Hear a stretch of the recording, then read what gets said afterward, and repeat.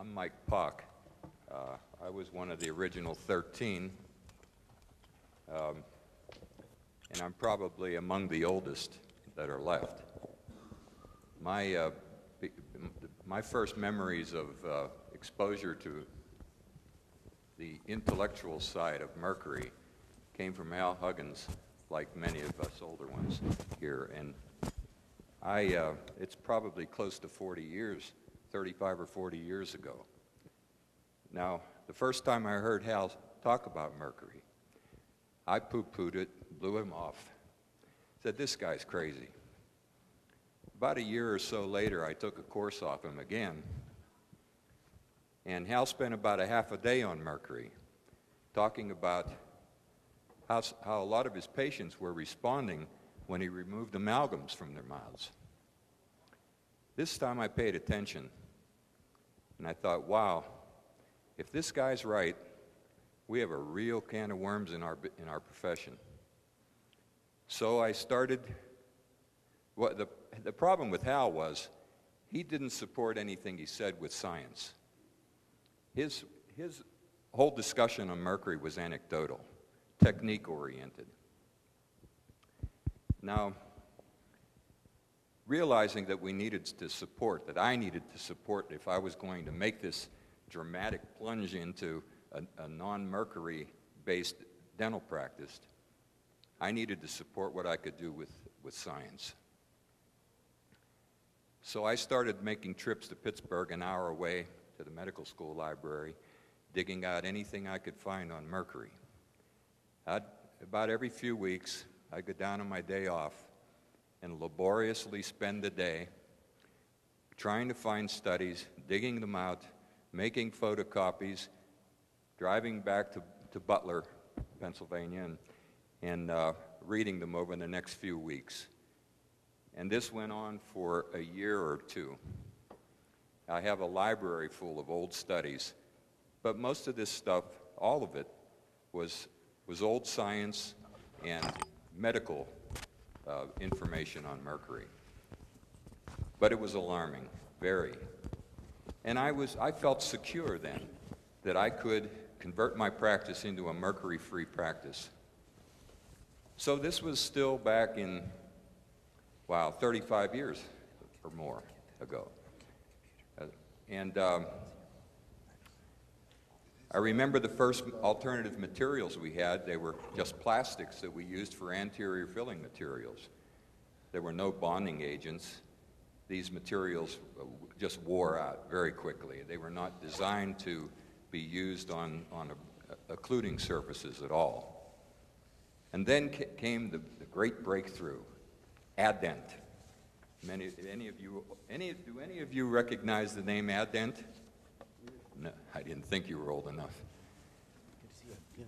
Adent was professed to be the first material that could take the wear on an occlusal surface. But we still didn't have bonding agents. Well, it didn't hold up either. It wore almost as badly as the anterior plastics. Then came Adaptic, 3M's big miracle product. This was going to withstand the wear on the occlusal surface. But they crazed, and there still were no bonding agents. And then came the bonding agents and the materials that you now use. So this process that I went through, replacing filling after filling after filling, trying to be mercury-free, was so laborious, very taxing and very, very costly, frankly. And I wanted to just make you aware of all this because the history goes back before the Academy for some of us, and how hard it was to get the information on mercury. Today you have access to it so easily in books and on the net that you need to be grateful to the Academy and the effort that people like Murray and the Zips put in to make this all available to you. So I want to acknowledge them. I'm merely a sergeant of arms because that's all I'm worthy of. And that's why I'm allowed to dress this way. Now, one more thing I wanted to say.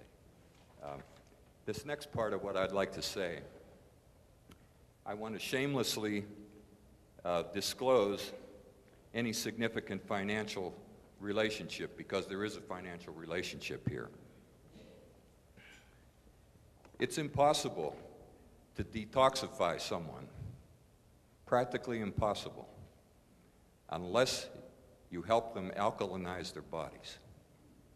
If you don't alkalinize your bodies, you will accumulate more mercury than if you are alkaline, because we all tend to be acidic. By alkalinizing, you can free up the toxins and help the elimination process. It's not difficult to do anymore. There's a new product out now that merely makes an alkalinized water that can alkalinize your body and reverse health conditions. So any of you who are interested in seeing about this product, just see me. I'm around. I'll be here today and tomorrow. I'll be back by the IAOMT booth. So thank you for your attention. I hope you enjoyed it. If you don't see him around here, you'll see him in front of a TV watching a football game, though, right, Mike? You'll be in front of a TV watching a football game, right? Last night. Woo, Pittsburgh. Good morning. I was number 2. What the heck does that mean, right? I don't want to bore you guys either. You know, you've been listening to this nostalgia way too long already. But, you know, it's just part of the process. But I was number 2. I got the letter from Murray, and I said, boy, this really sounds neat. I'll give you a little background on myself. I was a Hugonite. I used to teach balancing body chemistry back in 1982, 83. When we all met, boy, it was kind of funny, too. We got all together at that meeting in Banff, and everybody was looking at everybody else. And they knew that I was a Hugonite, at least up to that point. And they looked at me and they said, wonder if he's a plant. You know, because we exactly what Michael was talking about, the science wasn't there. You know, Hal had said a lot of things, and the science wasn't there. And that's what intrigued me about joining the Academy, being a member. And being, you know, the Avis Hertz, well, number 2, anyway. That's what intrigued me of becoming a member of this Academy. There are so many stories I could tell you, and I could tell you, but I'm going to cut it short. I'm just so proud of this group. 25 years we've been together. I hope to see us go another 25 years. How many people have been members for 5 years or less? Could you raise your hands, please? Okay. Quite a few of you. How about 10 years? 10 years? Okay. Okay.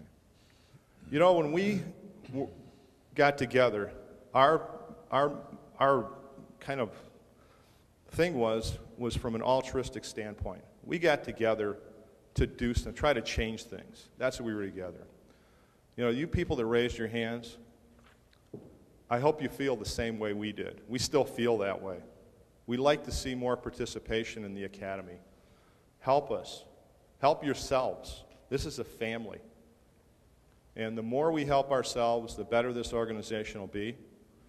We've been very fortunate to have, you know, great leaders, futuristic outlooks of things. Although, Murray, you know, your 10-year talk, yeah, we had all the science now. That was in 1994. Well, it didn't quite work out, but we're still plugging at it. But we've got to come up with some new avenues of how we're going to do things. And we need participation. I'd like to see that participation occur. To thank you.